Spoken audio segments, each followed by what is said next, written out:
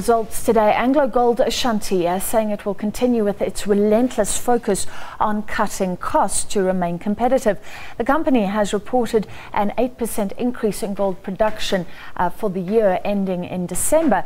It did manage to keep its full-year adjusted earnings at the same level as the previous year. Now that's despite the 10% drop in the gold price that we saw last year. Many gold miners are struggling. Fourth quarter earnings did take a hit for AngloGold Ashanti following job cuts and restructuring at some of its mines, one in Ghana, at a cost of $147 million. Well, AngloGold Ashanti's CEO, Srinivasan Venkatakrishnan, spoke to our reporter Leuta Motlogelwa and explained why the company will continue to focus aggressively on those costs. I think if you unpack the results here, we have delivered the best ever year AngloGold has done in terms of safety.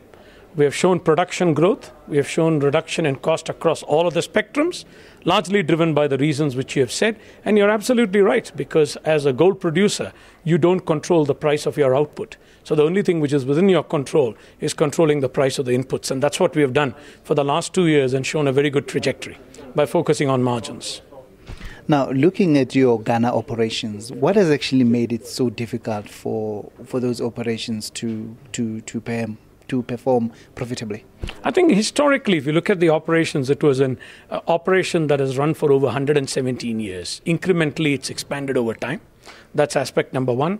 It's had a model in terms of the cost structure that was just not sustainable in a current gold price environment. So we went through the process of engaging with all of the stakeholders, starting with the internal stakeholders, which are our employees, then going external, getting all of their support, explaining the facts in terms of Obuasi and the importantly to ensure that we need to build a mine for the long-term sustainability of both the mine and the country.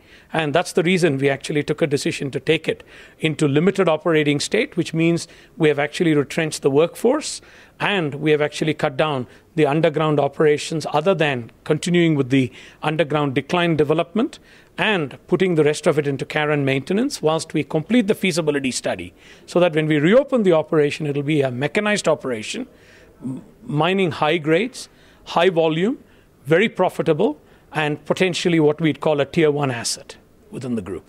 It was mentioned here in the presentation that you have been holding meetings and talking to your workers ahead of the wage negotiations.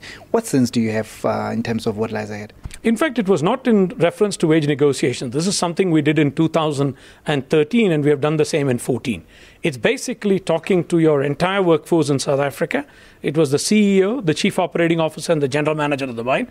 We spent 8 days interacting with the entire workforce, with the input from the organized labor as well. And it was not focused on wage negotiations. It was firstly to thank them on delivering the best ever safety performance in the group, but with a clear message that we need to do more. Secondly, they had requested us to action certain concerns of theirs, which is around accommodation, where we have done the full conversion to single accommodation across all of our South African operations, and also to address garnishee orders, which we did.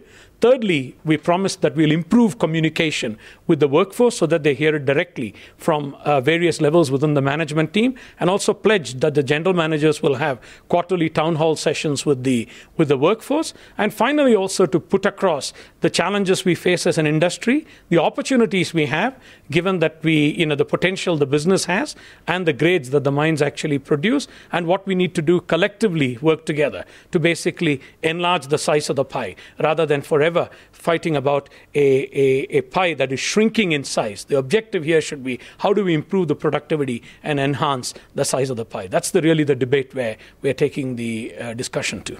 Perhaps one more question while I still have you here. Your aspirational target of reducing your debt by about $1 billion. How do you go about it, given that some of your restructuring plans that you had on the table have been rejected by shareholders? I think with regard to the restructuring plan, that predicated a big capital ask, which the shareholders said not at this stage and not at all. So from that point of view, we are looking internally from the operations, firstly to bear in mind that the billion aspirational target is an aspirational target. We do not have any debt maturity until about 2020. That's when the first bond matures. Our interest bill for the group as a whole is about $250 million. That eats into a fair amount of cash flow.